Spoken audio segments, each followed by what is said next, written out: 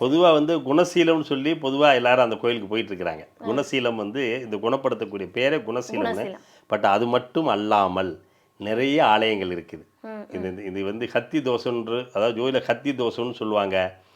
ஒவ்வொருவரும் ஒவ்வொரு விதமான தோஷங்களை வந்து சொல்ல முடியும். ஆனால் எல்லாருக்கும் எல்லா ஆலயமும் தீர்வு கிடையாது. அவங்கவுங்க இதாவது திருவிடைமருதூர் ஸ்பெசிஃபிக்கான ஆலயம் அதெல்லாம் வந்து நல்ல கோயில். திருவிடைமருதூர், குணசீலம், திருவாவடுதுறை, இதெல்லாம் வந்து அந்த நிவர்த்தியுடைய சேத்திரங்கள்.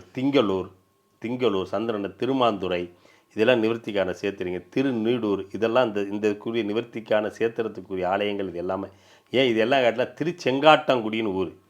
திருச்செங்காட்டாங்குடியில் வந்து இந்த மாதிரி ஒரு குழந்தைய என்ன பண்ணிட்டாங்க, அவங்க மூல வளர்ச்சி இல்லாமல் அது இல்லாமல் கையால் தான் பண்ணால் அந்த கோயில் வாசலே போட்டுட்டு போயிட்டாங்க. அந்த குழந்தைய வந்து சுவாமியோடைய அபிஷேக தீர்த்தத்தை டெய்லி கொடுத்து கொடுத்து கொடுத்து வந்து அந்த குழந்தை நல்லாகி இன்றைக்கி அது கல்யாணம் ஆகி குழந்தை பற்றி ரொம்ப நல்லா இருக்கிறாங்க. இது சமீபத்தில் நடந்த ஒரு உண்மை சம்பவம்.